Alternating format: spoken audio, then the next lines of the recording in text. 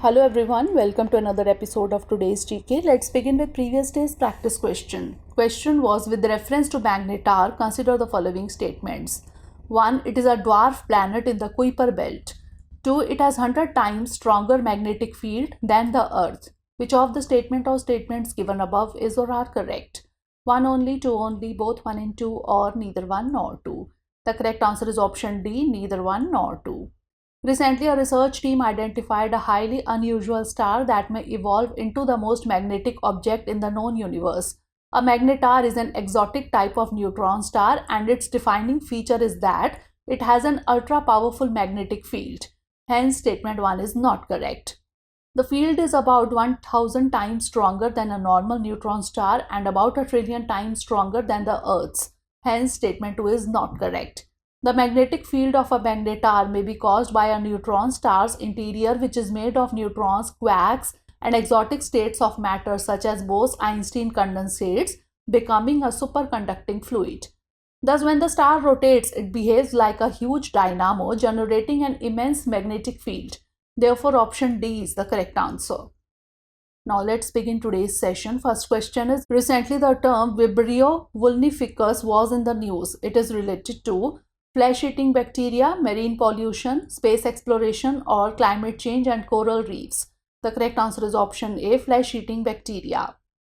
Recently, Vibrio vulnificus, a flesh-eating bacteria, caused multiple deaths in Florida, New York, and Connecticut. Across the US, the infection has resulted in the deaths of at least a dozen people in the year 2023.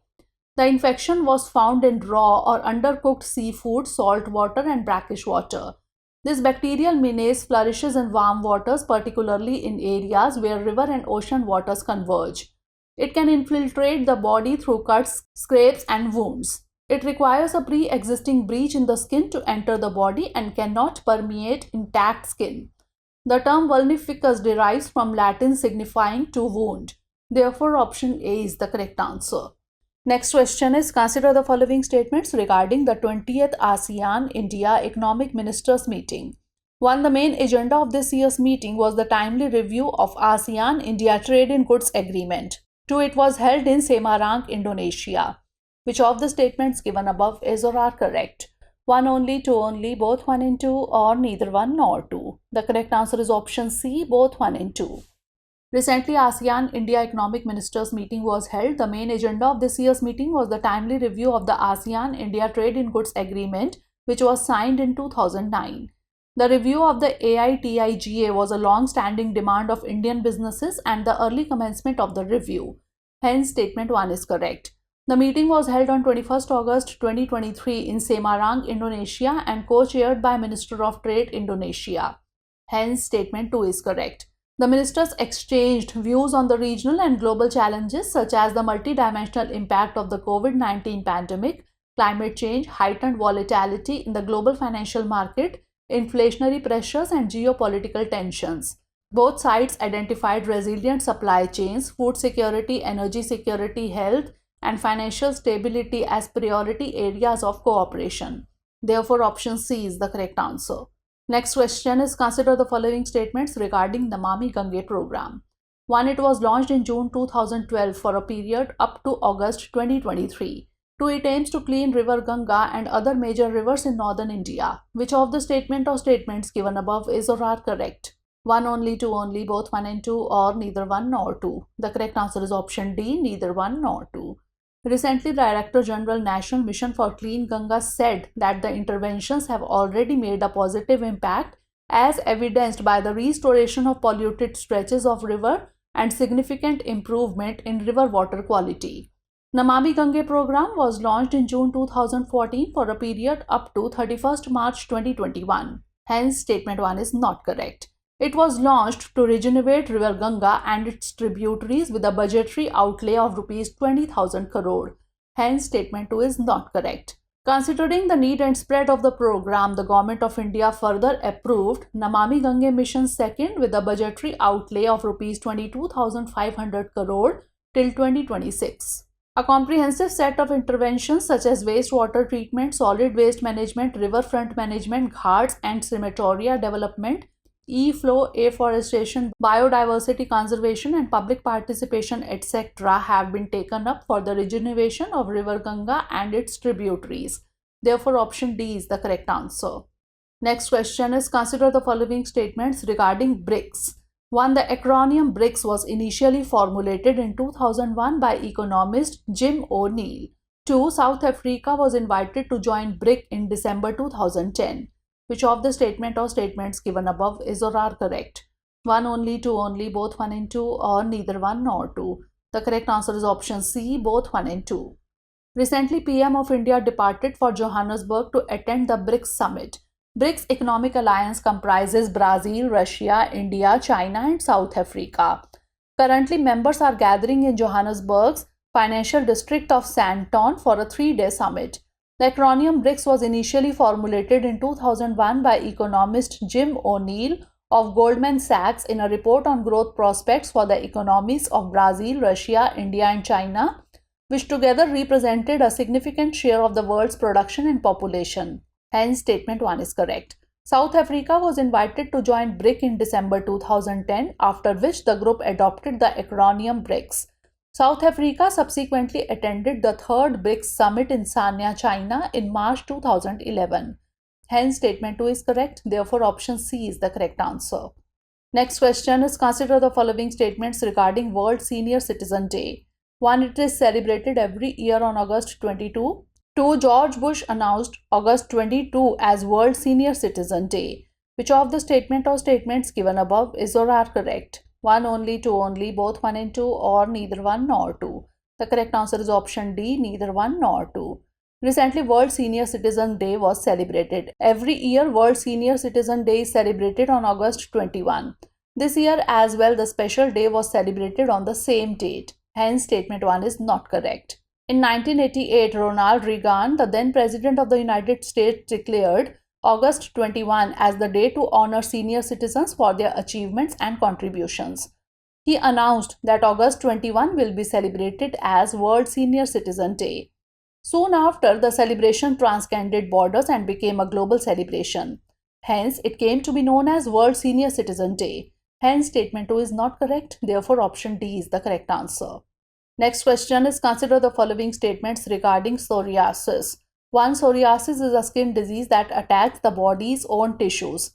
2. Its symptoms are patchy rashes and highly dry skin which can crack and bleed. Which of the statement or statements given above is or are correct? 1 only, 2 only, both 1 and 2, or neither 1 nor 2? The correct answer is option C, both 1 and 2. Every year, August is marked as Psoriasis Awareness Month. Psoriasis is a skin disease that attacks the body's own tissues and it can affect people of all ages. Hence, statement 1 is correct. Its symptoms are patchy rashes, rashes with different colors like shades of purple with grey scale or pink or red with silver scale, and highly dry skin that can crack and bleed. Hence, statement 2 is correct. According to World Health Organization, the reported prevalence of this disease ranges between 0.09 and 11.43%. It has no cure, but a common treatment is steroid creams, moisturizers for dry skin, and medication to slow skin cell production. Therefore, option C is the correct answer.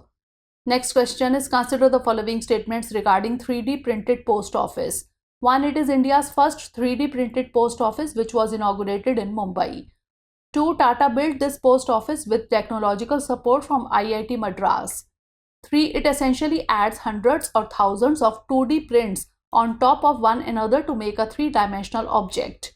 How many of the statements given above is or are correct? Only 1, only 2, all 3, or none? The correct answer is option A, only 1. Recently, India's first 3D printed post office inaugurated in Bengaluru. Hence, statement 1 is not correct. Multinational company Larsen & Toubro Limited built the post office with technological support from IIT Madras. Hence, statement 2 is not correct. It essentially adds hundreds or thousands of 2D prints on top of one another to make a 3-dimensional object. Hence, statement 3 is correct.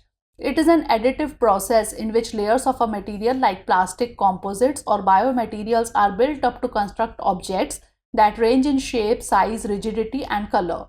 The 3D printer acts generally the same as a traditional inkjet printer in the direct 3D printing process. Therefore, option A is the correct answer.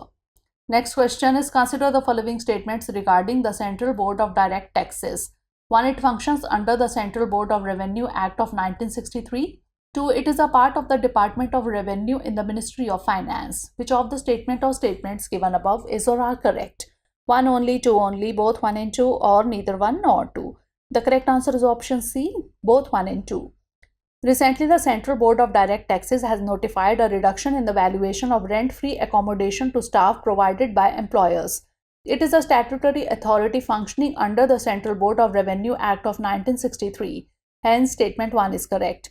The CBDT is a part of Department of Revenue in the Ministry of Finance. Hence, statement 2 is correct. Initially, the board was in charge of both direct and indirect taxes. Its functions include formulation of policies, dealing with matters relating to levy and collection of direct taxes, and supervision of the functioning of the entire income tax department. Therefore, option C is the correct answer.